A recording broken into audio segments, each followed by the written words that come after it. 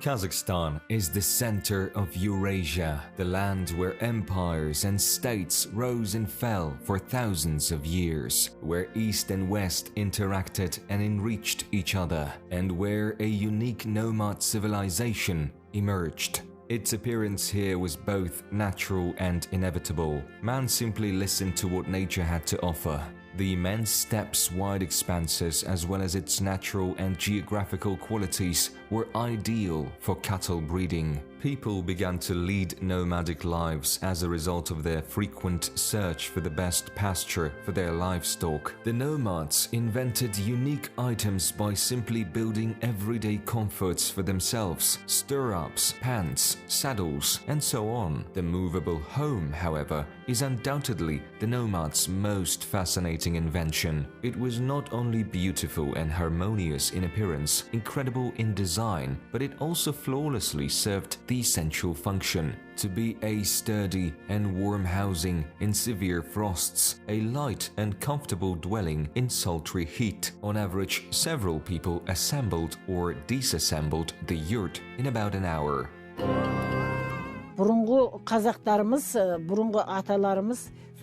Our ancestors grew up riding horses and slept in yurts. It was always comfortable in yurt, and it seemed to breathe in unison with nature.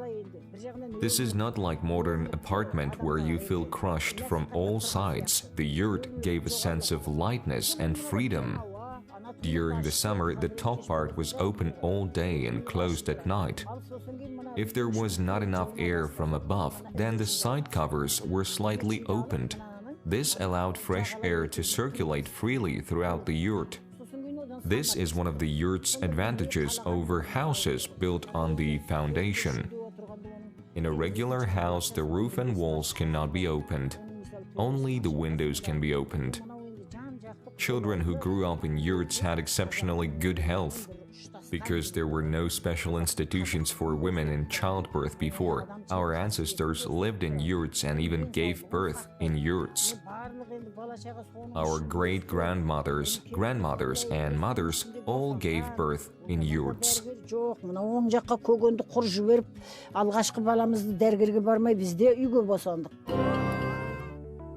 The yurt is a distinguishing symbol of Kazakh culture. In literal translation, the Kazakh name for the dwelling, Kyiz, sounds like a felt house. The word yurt became widespread later at the suggestion of European researchers who mistook the Turkic and, in particular, the Kazakh words juru, jurt, meaning nomadism, settlement, people, for the name of a specific movable structure used as a dwelling by nomads. But the semantic incident turned out to be quite successful. The meaning of the word yurt, which included both the concept of home and the concept of people, was not different to nomadic philosophy. My home is where I am now. My home is where my people are. However, in Kazakh, the designation Kyiz is always used. Kiyiz'de misalga kiyim ретінде. Of course, nomads used felt very widely. It was used to make garments, headgear, and shoes. төсеніш ретінде іліп қоюда. Felt was used as a floor carpet and hung on the walls. Felt was the primary covering material for the yurt, which was covered in one layer during the summer season and in two layers during the cold winters. Үйдегі қолданысынан бөлек атқаратын қызметтері де болған. Мысалға, even at the inauguration of khans, felt was used. The new ruler was sat on a snow-white felt mat elevated above the people's heads and solemnly passed by all those present at the gathering. Киізге отырғызып, қанды 9 рет жиналып отырған жұртты жиынды айналып өтетін болған.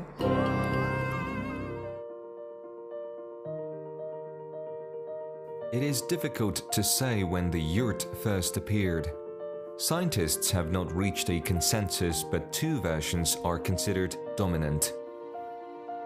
The first refers to the late Bronze Age, specifically to the dwellings of the Andronovids, who lived in small constructions that resembled yurts in appearance. According to the second version, the yurt first appeared much later, in the 8th-5th century BC. Yurts are also mentioned in the works of the ancient Greek historian Herodotus regarding the Scythian nomads.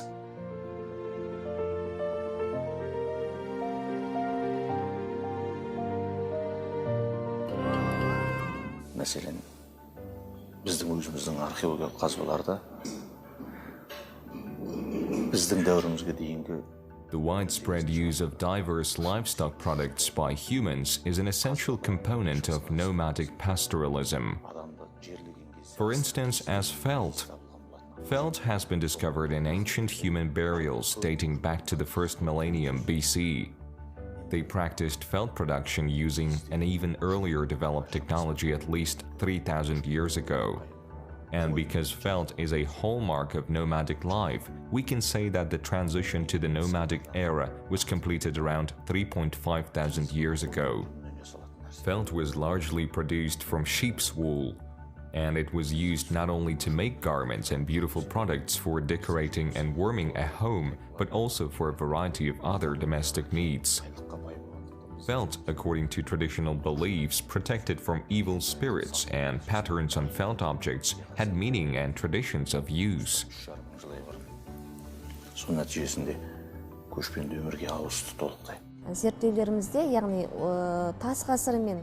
We can analyze from numerous scientific studies and archaeological data dating back to the Stone and Bronze Ages that human dwellings evolved naturally.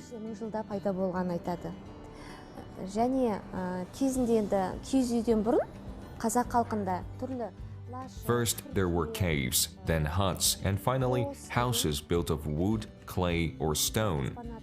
A type of dwelling known as a yurt first appeared in nomadic conditions.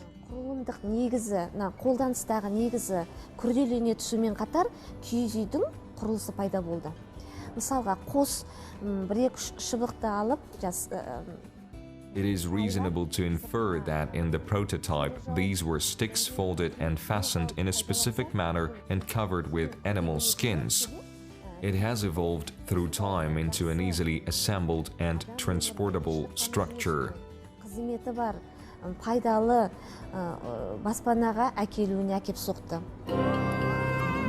Adjustable lattice walls, kerege, allowed the diameter of the home to be adjusted during construction. They were sometimes joined, resulting in 2 or 3 room houses where one might enjoy the coolness in the summer heat and feel comfortable in the winter cold. A hearth, usually 1 meter in diameter, was located in the very center of the yurt. Prior to the construction of the dwelling, the circle along which the kerege was erected was drawn on the ground. The nomads did not choose the shape of the circle by chance. The spherical shape of the construction is the most effective in resisting severe steppe winds and bad weather. The ancient nomads also revered natural elements in the shape of a circle, the sky, the sun, and the earth.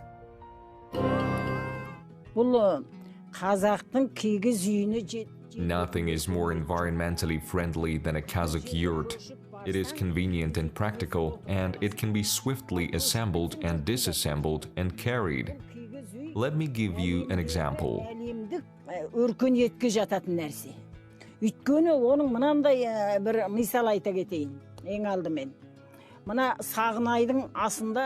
On the Toy of Sagenai, 3,000 yurts are said to have been erected. In addition, 1,500 yurts were created to commemorate Abai's 150th anniversary.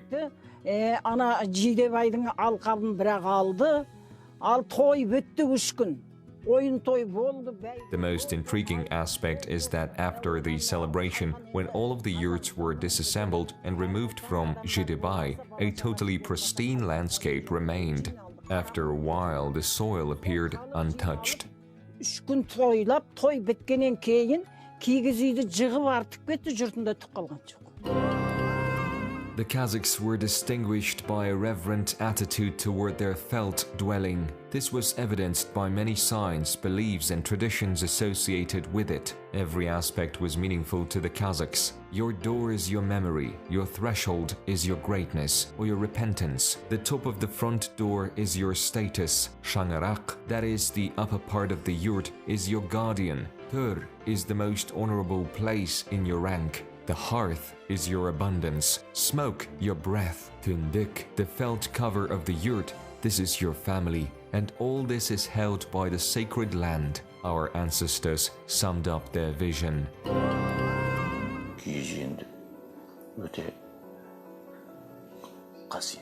A yurt is an ingenious and simple architectural solution, a shape that is naturally harmonic and best suited to nomadic living. According to the law of physics, any heat tends to rise up and be displaced by cold air.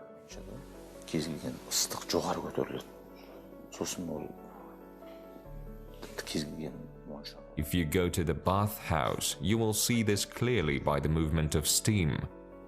And the internal shapes of the yurt allow warm air from the heated hearth to accumulate, disseminate, and remain throughout the room.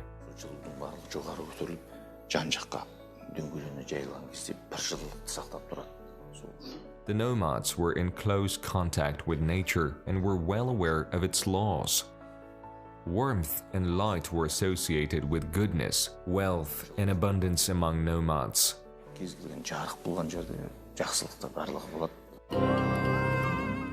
Each person living in a yurt, gazing into a vast starry sky through an open shangarak, unconsciously reflected on the infinity of being, the beauty of our universe.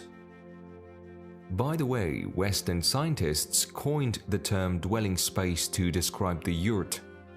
Every nomad must have had the inspiring impression that the entire universe belonged to him, while looking through the shangarak at the night sky and feeling the pleasant steppe breeze sweeping over his body from all sides. Of course, while feeling grateful to the sun-faced creator for the goodness in his life.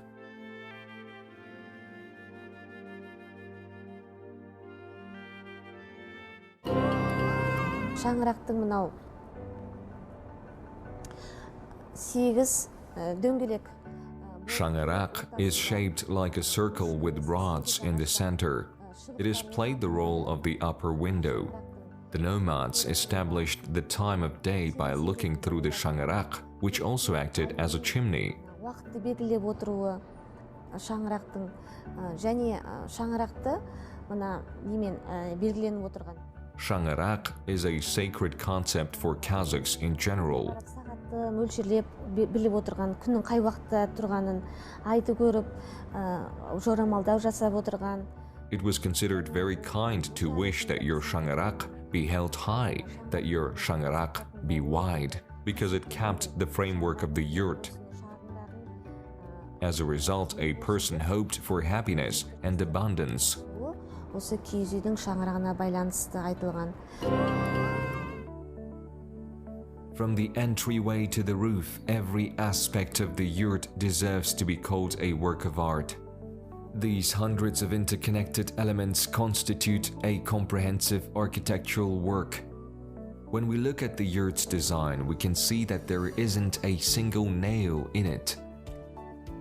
Wood, flexible grass poles, ropes, and of course, felt were employed in the yurt's construction. Felting is the oldest and most unique technology invented by nomadic pastoralists. Sheep wool was compressed in such a way that it did not get wet in the rain or melting snow, and it had virtually no thermal conductivity. Қазақтың киізі оюсыз болмайды. It was rare for a felt object to be made without certain patterns or ornaments. Traditional Kazakh ornaments and patterns are a heritage passed down from our ancestors. Оюдың түрлері өте көп, өте бай түрлері бар. Бұл киізге салынатын оюлар өте үйлесімді. There are numerous kinds of ornaments. A ram's horn was the most popular pattern among needlewomen. Қошқар мүйіз ғой. Қошқар мүйізді оны сондай қандай мағынамен салған өте көнеден келе жатқан ою ең басты. Of course it was in its meaning. The ram's horn represented happiness, prosperity, health, and power. Қуаттылық, сондай береке болсын деп салынады екен. Ол қошқар мүйіз салынған текеметтерді, сырмақтарды өздерінің сыйлы қонақтарының астына. Felt carpets depicting ram's horns were frequently used to decorate the walls of yurts. Of course, many other patterns were used in addition to these. Бітпес бар, замурфты қоюдың ішіндегілер бар. Сонымен бірге мына ромбиктердің өзі. Even the kereges rhombuses looked harmonious and elegant.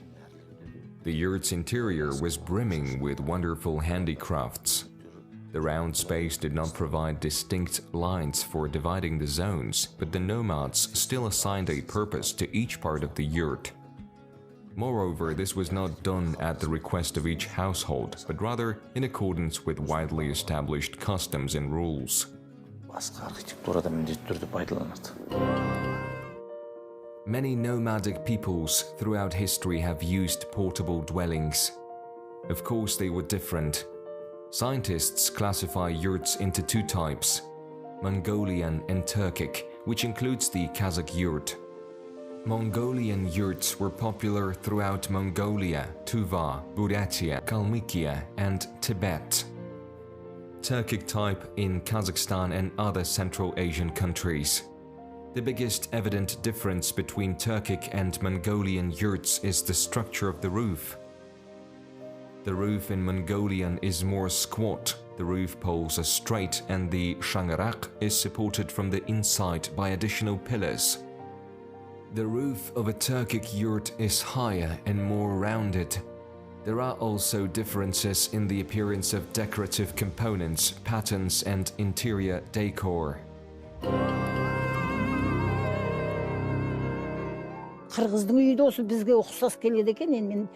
Kyrgyz type is similar to our yurt.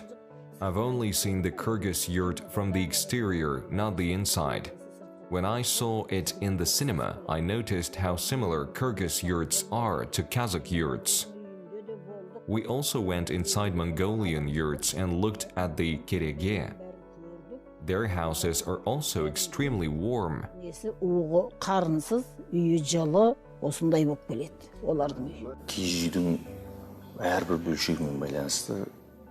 One of the superstitions is connected with the front door. Standing on the house's threshold is strictly forbidden. You are also not permitted to lean on the front door. This myth has been circulating for a long time. Previously, when messengers brought bad news to the house, they leaned on the door with both hands and placed their foot on the threshold. It's no surprise that people wish their newlyweds to have a sturdy threshold and front door.